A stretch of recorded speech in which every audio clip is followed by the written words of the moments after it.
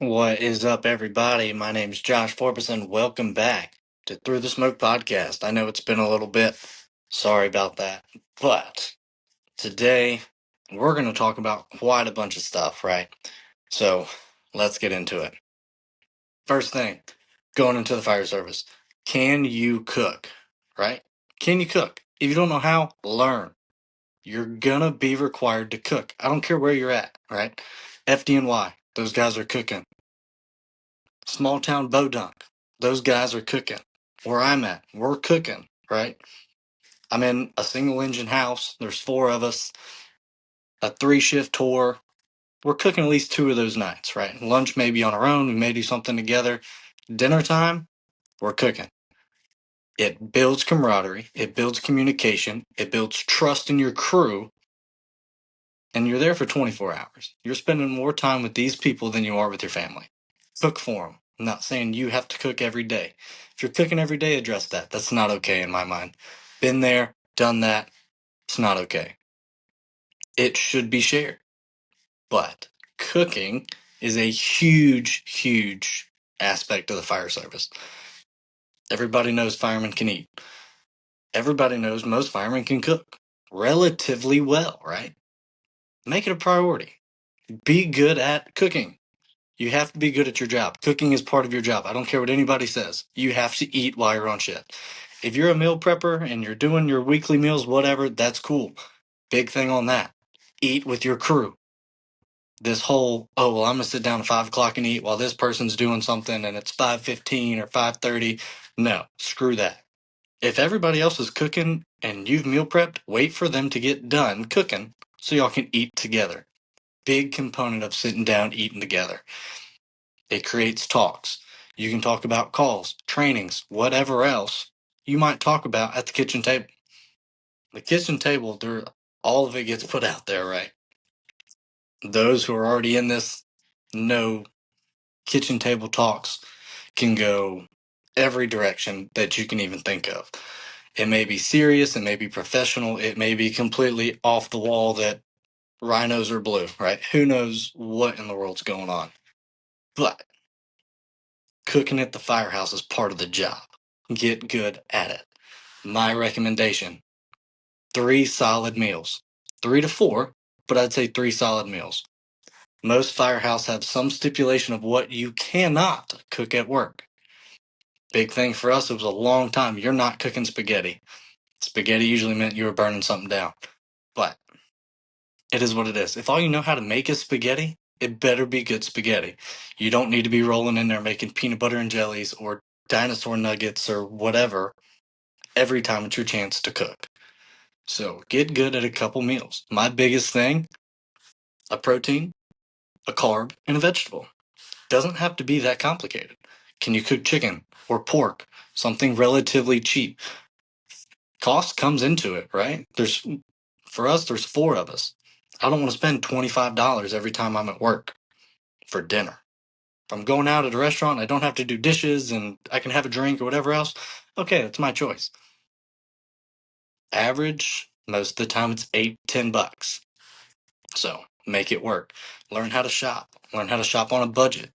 Because again, whoever's cooking's paying, they're going to get paid back one way or another. But you're coming out with that money out of pocket. So, chicken, some kind of chicken. Doesn't matter if it's grilled chicken, baked chicken, fried chicken, it doesn't matter. What kind of protein? Mashed potatoes, rice, pasta, chicken Alfredo, something like that. Chicken and that. If you're going to do chicken Alfredo, throw some broccoli in it. Make it some kind of vegetable in it. Vegetables are good for us. So, and I'm not going to go on a health kick, whatever. But, and then the vegetable, right? Something simple. A bag salad. These salad kits that have everything already in them. Make it simple, right? 3 parts to this meal, a protein, a carb, and a vegetable. Make it simple. That's all I can say is make it simple. But be good at it, put some time into it, put some effort into it, and I can promise it'll go a long way with your crew. Again, it's not so much, well, if I suck at it the first time, I'm not going to be asked to cook again. No, you're going to get asked to cook again. You're going to get a whole bunch of things said about you. But you're going to have to cook again and again and again and again. Learn something. There's recipes all over whatever. TikTok, Instagram, Facebook, Pinterest, whatever. Find a recipe that's stupid simple, relatively cheap, doesn't take all day to make. Crock pots are huge, right? You can throw all stuff in a crock pot. Some kind of chicken chili, a regular chili, pot roast, whatever. Pot roast is stupid simple. You literally throw meat, potatoes, carrots, whatever in the crock pot and let it go. It cooks by itself. You don't have to worry about it. So, learn how to cook. 3 meals, rotate them out, eat together, right? We need to eat together. I cannot harp on that enough. Eating together is huge, huge in this line of work. You have to build those connections with the people you work with. Not because you want to be best friends with them, but this job has the potential to kill you. You need to build that connection and that relationship with your coworkers because you're depending on them and they're depending on you. But you can't depend on them if they don't have food in their stomach. So that's kind of where we're going for that. Going into cooking a little bit, my time spent a few years back in the rookie years, you know, I got the title cooking manager with me and another guy on shift. I was on engine, he was on truck, and didn't matter. Every day, us two were cooking. Either I cooked or he cooked. We both cooked. It didn't matter. And we were cooking for 9 to 11, 12 people every day. Right. And did that for almost a year. That gets draining. For one, should rookies cook? Absolutely. But for two, a rookie shouldn't be cooking every day, especially if you have to start cooking at 2 o'clock. Dinner's at 5, maybe 6, somewhere around that time, maybe depending on what time y'all eat dinner. A whole lot of stuff going on that as a rookie, they're going to miss. They're not going to miss the calls, but are you doing some kind of training? Are they missing that hands-on training of pulling hose or throwing ladders or messing with hand tools or power tools or extrication equipment, rescue jacks, all that stuff? There's aspects that they're going to miss. It's okay every now and again. We know somebody's cooking, right? Shouldn't be the same guy over and over. Shouldn't be the rookie. I don't care how salty you are, how senior you are. Get off your little high horse because I put my pants on the same way you do, right? I don't care. If I'm cooking for you, you can cook for me. That's the way it is. If you don't want to cook for me, don't cook. I'm not cooking for you. I will have that mentality. Trust me, I got a big mouth and a hard head. I will say it every day. If you refuse to cook for me, I'm not cooking for you. I will make everybody a plate but you. Right? Don't care. Camaraderie, family. I don't care if we like each other or not. I'm still going to cook for you, but if you refuse to cook back for me, I'm not going to do it. Hands down, will not. I will stand on that. Write me up, fire me, whatever. You're not going to fire me for not cooking, but it is what it is, right? Respect. Big thing right there. If I'm willing to do something for you, you need to be willing to do it back. Some things are crossing the line, but cooking is not one of those, right? If I'm taking the time and making everybody else food and you're not going to reciprocate, it's not worth it. I'm not doing it, right? So that's my opinion. That doesn't reflect anybody else's. I'm not going to say don't put a huge target on your back or whatever else. But at the end of the day, if I'm cooking for you and you're not cooking for everybody else, then you're going to be going to McDonald's or Burger King, Taco Bell somewhere every night for dinner because you're going to put a target. They're going to put a target on their own back. Nobody wants that. So, talking about cooking, moving past that a little bit, rookie duties, right? Everybody thinks the rookie should be the first one up, first one washing dishes, first one cleaning. Yes, I agree with that. As the new guy, you are proving yourself to everybody else. I'm not saying scarf your food down where you can't enjoy it. If you get a second to enjoy your food, enjoy your food. Some people eat way faster than others. I am a super fast eater. Most people are not going to beat me eating. Okay, I understand that. I'm going to get up. I'm going to start cleaning, whatever else. As the rookie, if there's somebody washing dishes, get them out of the way. It's your job. To an extent, right? Um, I'm not trying to be a bully when I say that or hazing anybody. It's one of those things, firehouse culture, the rookie does dishes. You know, pretty fortunate to where we're at. We rotate through, you know, we're going to pick on the rookie. We're going to pick on the new guy. I'll wash dishes right there with the next one. I'm not scared to wash dishes. The people I work with aren't scared to wash dishes. It's just the way it goes. You know, we're going to pick and joke and say, oh, you're washing dishes tonight. Ha ha, everything else. At the end of the day, it doesn't matter. As long as the dishes are clean and they're put away, who cares? Right. Some of the things that I do think rookies should do.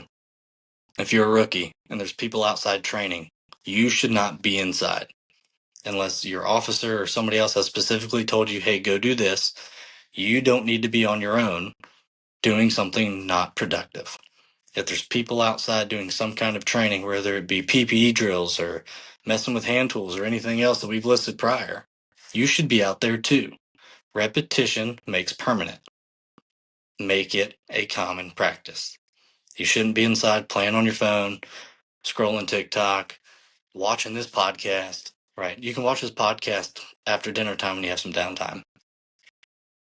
If there's work to be done, you need to be doing it. Now, senior guys, if your rookie is cleaning, you shouldn't be that lazy son of a bitch sitting in the recliner watching the rookie clean.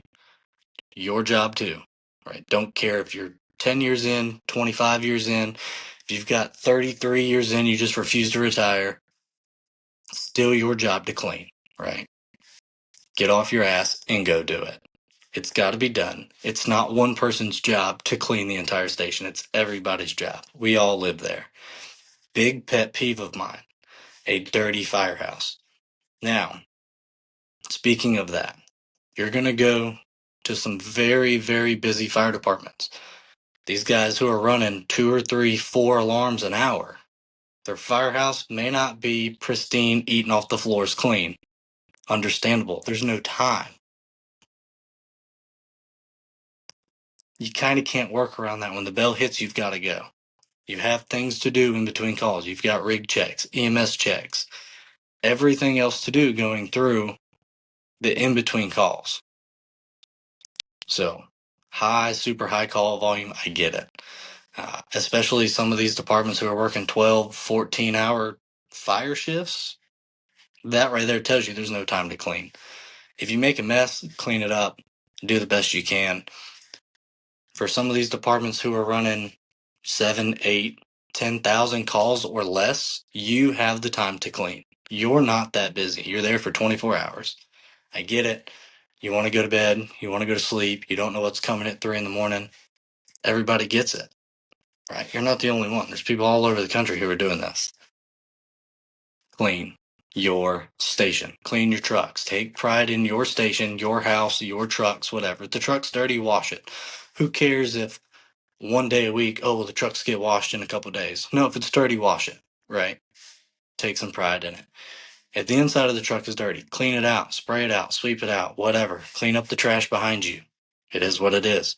Don't leave your bunk room a slob for the next person, right?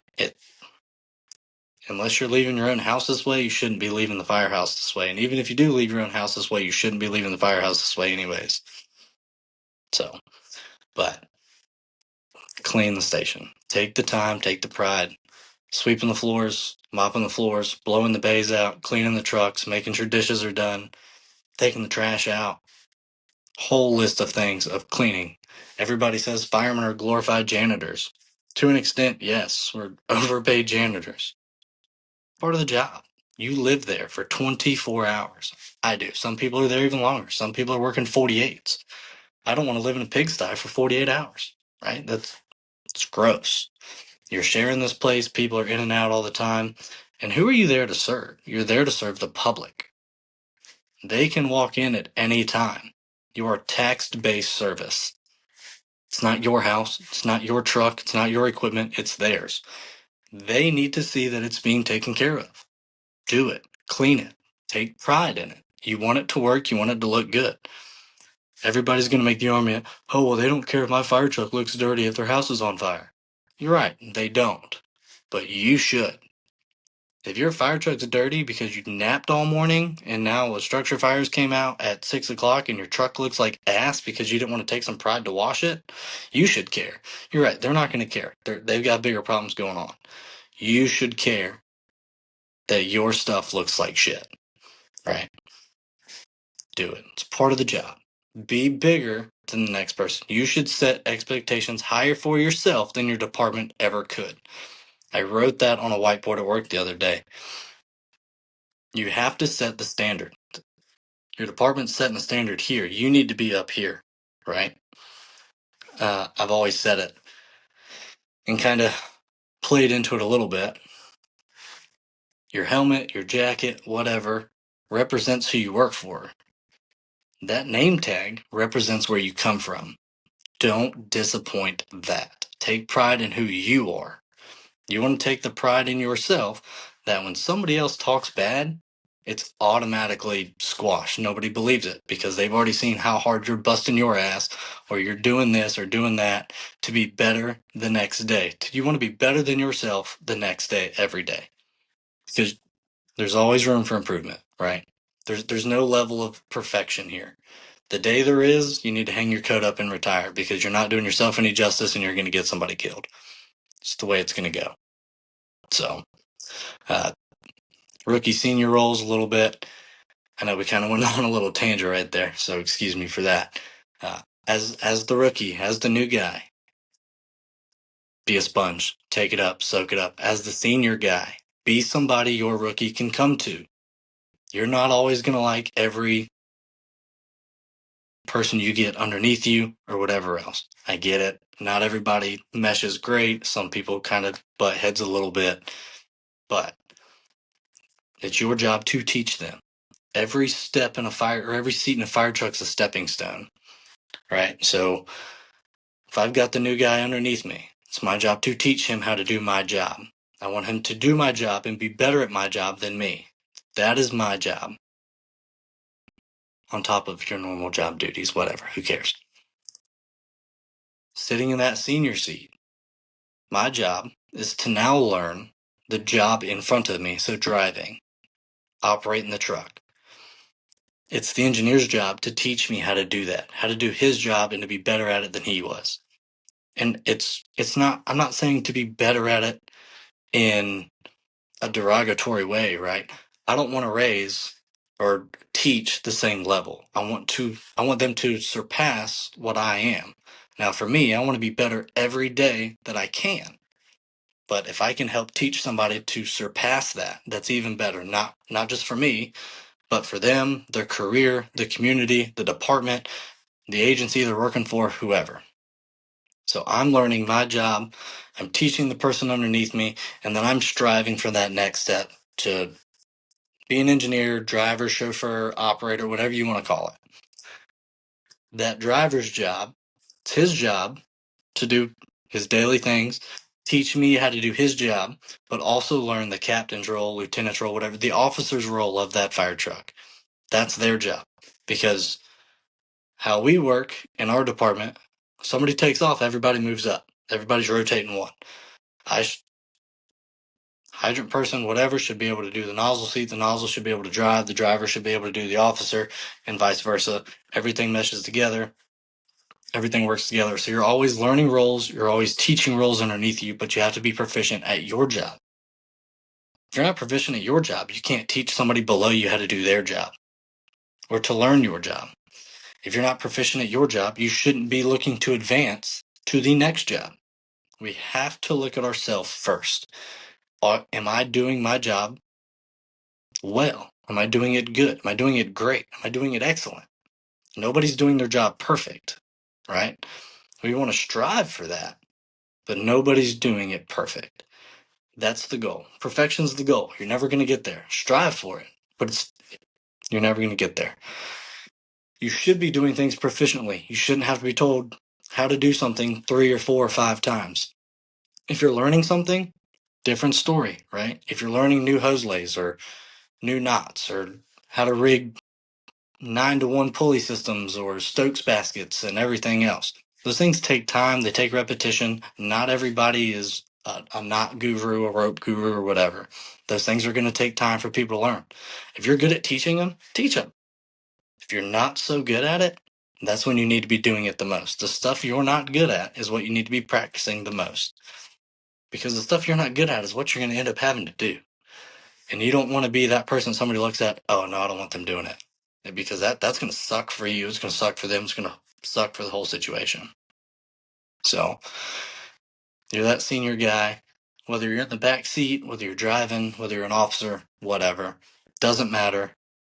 Take the time to look at yourself, focus on yourself, get your stuff right, but share what you know. Don't be afraid to learn, because even the most senior guy can learn from the newest guy. There's new ideas. The fire service is changing all the time. New tactics, new methods. Everybody knows there's a new SOP coming out somewhere or another. NFPA always comes out with something. NIOSH reports. There's 100 things to learn off of. There's thousands of firefighters all over the place to learn from. Learn from things. You'll learn things what to do, what not to do. Make it you. Make it your departments. Work together as a team and get things rolling. That's kind of the way this thing works. So, you know, kind of going all over the place a little bit there. Don't be that guy that's, oh, I've been here 15 years, I'm not doing anything. That you're a cancer to the department. Nobody cares that you've been here 15 years. You've got a job to do. Do it, right? I can't harp on that enough. If the rookie, the new guy, whatever, if they want to do something and you're not doing anything, do it. Help them out. What's it hurting? You're going to do something that you probably haven't done in a while anyways. Oh, what if we get a call? What if? Who cares?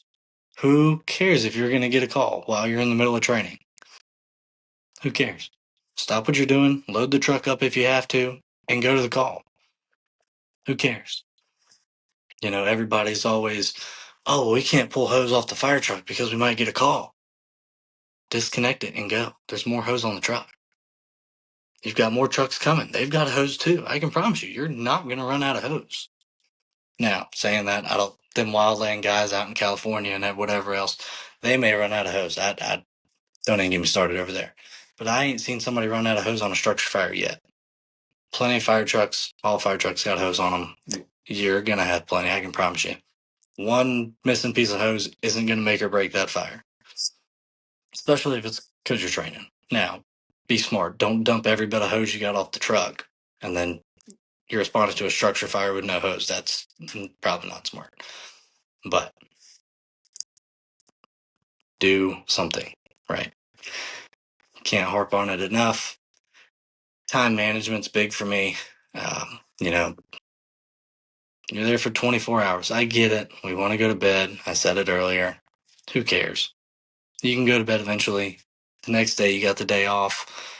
Or on a 48, you're going to have the next 4 days off. You can sleep then. You can rest then. You're going to have time to rest in between calls. There's things that have to be done while you're there. Do them. Suck it up. Stop bitching about it and go do it.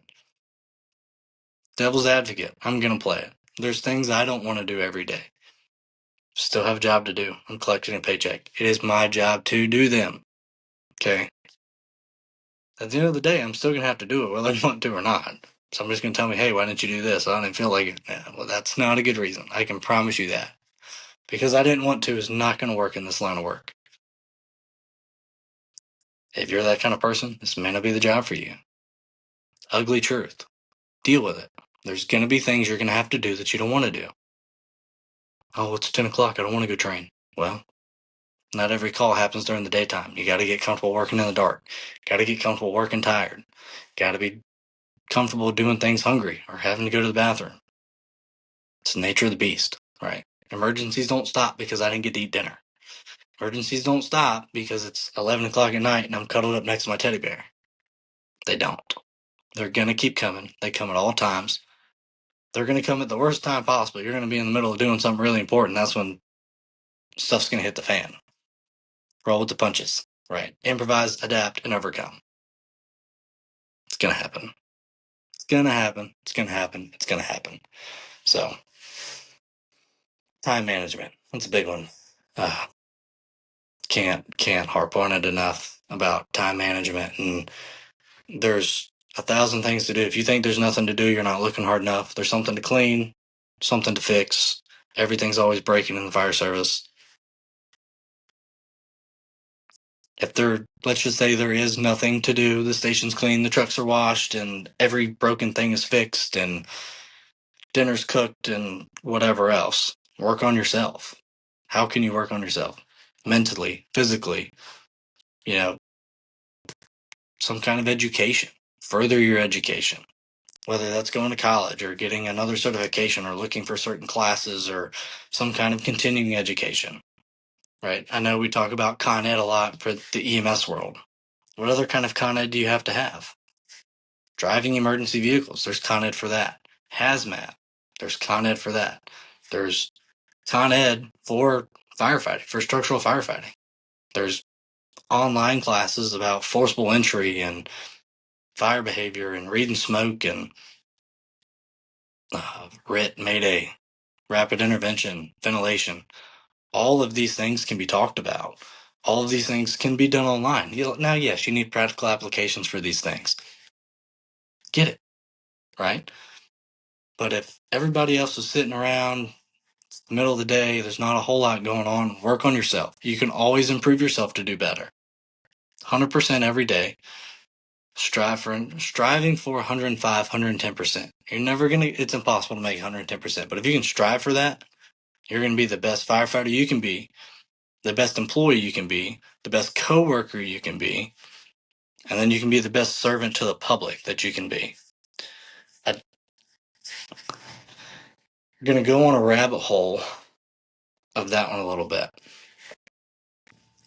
So I'm a paramedic, coming up on 3 years as a paramedic here. My biggest fear becoming a paramedic was that for one, I'm a paramedic part-time. My fire department, we don't run at a paramedic level. So when I'm at the firehouse, I'm not a paramedic. I operate at an EMT basic level at the firehouse. Now, with that being said, building the repertoire I have with my crew, the experience I have with my crew, a lot of EMS calls I'm going to take lead on before EMS gets there just because of the real world experience behind it. We're not doing ALS assessments. Again, car accidents, I can feel the neck. I'm never going to technically clear C-spine. I don't have an x-ray vision. I don't have a CT machine. But we've been trained to feel that. Is there any step off or anything like that, or checking hips and crepitus and all that good stuff? Kind of falls into the realm a little bit. They're not really stepping out of my scope because I am a paramedic. I'm a county recognized paramedic in the county I work for under my medical director. But for my agency, I operate at an EMT basic level. So, bouncing back and forth a little bit, my crew, my company, I'm usually going to be the lead provider on these EMS calls. But I'm not a paramedic every day, right? Um, am I a great paramedic? I don't know. Do I think I'm a good paramedic? Yes. Do I think I'm a great fireman? I don't know. Am I a good fireman? In my mind, yes. I feel like there's always room for improvement. I don't feel like I'm the best at what I could be at either of those. I feel like I'm good at my job, but there's always room for improvement. I've accepted that. I know I'm not going to be the greatest, but if I'm striving for that, then I'm doing no harm. So going towards the firefighter paramedic role, I'm going to throw in there a little bit. You can't be good at one and not good at the other. You can't blame not being good on one because of the other is what I'm getting at. You can't be a piss poor paramedic because I'm really good at firefighting. Or I can't be a horrible firefighter because I'm a really good paramedic. It's not acceptable. You or me or whoever else, I've taken that responsibility that I'm going to be a firefighter paramedic. Or I'm going to be a firefighter and a paramedic. Vice versa. Whether your agency is ALS based and you are a firefighter paramedic, or my scenario, I work at a fire department and then I also work as a paramedic somewhere else. I can't be bad at either one of them. I have two separate responsibilities that tie together. I can't blame being bad on for this because of this or vice versa. Me, personal opinion here, I have to make the time, I have to make the change to be proficient at both. Proficient's a better word when I say good, great, whatever. If you're proficient in your job, you're doing your job well. There's room for improvement, but don't beat yourself up too bad. If you're making mistakes that you shouldn't be making, that's where you need to work on something. Check yourself, because if you don't check yourself, somebody else is going to check you. If your coworkers aren't checking you, they're bad coworkers. Now, I'm not saying that you need coworkers that are reaching out saying, "Oh, you're a dumbass. You should have done this." That's toxic, right? But if you made a mistake and you don't really recognize you made a mistake, you need to have the coworkers that are going to pull you to the side, not blast you in front of everybody because they want to be like, haha, you're an idiot, and say, hey, look, like, I saw you did this, I'm glad everything worked out. Let's try this, right? We're going to make mistakes. At the firehouse, we're going to make mistakes pulling hose. You're not going to pull hose perfect every time. Maybe it was bedded wrong. Maybe you made a mistake. You crossed your feet. You stepped over the hose, something. It's my job to recognize the mistake, to learn from the mistake. Was it me? Was it something else? Or whatever. But in a group setting, it shouldn't be like, oh, he doesn't know how to pull hose. He's an idiot, blah, blah, blah. Like, that's toxic. Get that shit out of here. Nobody wants it. Nobody cares. You're going to have it everywhere you go, right? Firemen eat firemen. Firemen are going to talk shit about firemen every day. It is what it is. They hate change. They hate staying the same. But you have to be open to constructive criticism. If you're making mistakes, learn from the mistakes. Don't be the person who says, oh, I'm not making a mistake, because if a couple people are calling you out on it, you're probably doing something wrong. Learn from it, learn how to fix it, and then don't make it again, right? Make one, not two. It's okay to make mistakes, to learn from mistakes, but you've got to learn from them. You've got to do better, progress. You have to progress past it. It's going to happen, right? Nobody's perfect. We get it. Mistakes are going to happen. Learn from them. Be open to constructive criticism. Vice versa. If you see somebody doing something wrong, whether, going to keep it simple, they pulled the fire or the attack line wrong, they got it hung up on their air pack, or they didn't flip the Minuteman load, or they pulled the whatever wrong, pull them to the side, say, hey man, look, like, that wasn't the best pull, whatever. I saw this, not busting your chops over it, just try this instead of this, or vice versa. Something else you can do, my role as a senior guy, looking at it a little bit more of, we do hydrant connections with our rookie. That's technically their job, is catching the plug. When they first start, first couple weeks, even the first couple months, they're going to be doing a lot of hydrant connections. It's not always getting off the truck and pulling it off the truck. It may just be hooking up the 5-inch little section and getting the rhythm down, going through, hooking up our gate valve, how to wrap, and this, that, and the other. 1,000 ways to skin a cat. I tag a hydrant in one particular way. I do it every way, or the same way every time. Muscle memory for me. That's how I started doing it. I made some tweaks, and then that's how I've stuck with it. Get proficient at it. Whether your way is different than my way, or my way is different than your way, get good at what you're doing.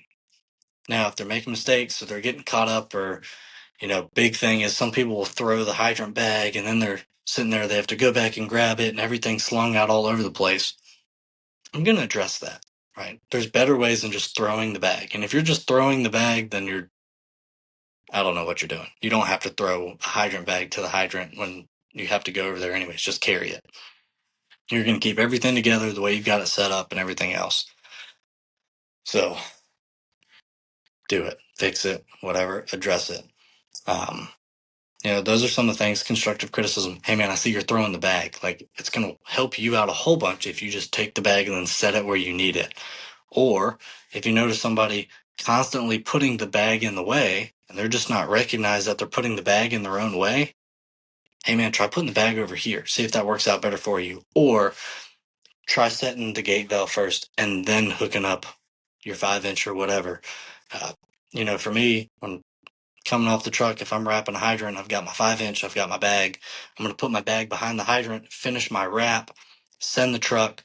Now I'm grabbing, I've seen some people, they're going to try the hydrant caps with their bare hands first before they ever grab a hydrant wrench. If you try it, you just wasted a couple seconds if it doesn't come off. If it does, great, whatever. If it doesn't, now you have to reach down, grab your hydrant wrench out of the bag, and then take them off that way. I've made it habit that as soon as I send the truck, the first thing I'm grabbing is my hydrant wrench. I'm going to pop my Storks. I'm going to pop my steamer cap off to the side, and then the hydrant wrench goes up top. Can take my Storks cap off. Going to take the side cap off. Right off the get-go, before I ever crack my hydrant open, I'm going to throw my gate valve on it. The gate valve's closed already. It should be. For me, it is. When we check our bags, I make sure it's closed. And then I'm going to crack my hydrant open, making sure there's no junk, making sure it's got water. Right? Once it's flushed, I'm going to close it, and then I'm going to go ahead and throw my 5-inch on. Me personally, I don't close my hydrant all the way down. I'm going to slow it down enough where I'm able to get the 5-inch connected, but I'm not going to sit there and twist and twist and twist until it stops. It's wasted. It's wasted energy. It's wasted time. Slow it down until the water's barely coming out or until it just stops. The couple extra turns it takes to close it all the way down isn't going to matter when you're on a fire. It's not. Connect it, call for water, tell them you're ready to charge, whatever your department policy or procedure is. And then for me, what I like to do, if I can see the truck, if I can see my 5-inch going towards the truck, I'm going to slowly start opening my hydrant. I'm not going to turn it all the way up because the driver may not be ready for water yet. I don't want to screw him up. I don't want him to get hurt. I don't want to cause problems that way. But I can slowly open this thing up and watch the water start creeping down. What is that going to do? For one, I'm speeding up the process for when he is ready for water. Now, doing that, you've got to be careful. If you can't see the truck, you can't see your hose, I don't recommend doing it. Short lays, couple 100 feet, I can see the truck, I can see the entire bit of hose. It's great. Open it down, get that water going about halfway down. Whether you're going up a hill, don't really recommend it going down a hill because then you're just going to screw the guy at the truck. But when that driver, that engineer, whatever says, hey, send me water, boom, opening that thing up, half the hose already has water in it. I've shortened that time for me to get to the fire, for the truck to get water, and then for everything else to happen. Small steps, things I've learned, things people have taught me. That wasn't my idea. Somebody taught me that. Does it work for me? Does it work for us? Does it work for some other people? Absolutely. Right? If I can see the truck, in my opinion, I shouldn't be standing at the hydrant with a dry piece of hose waiting. Because, for one, now, whenever they call for water, I have to open the hydrant all the way back up.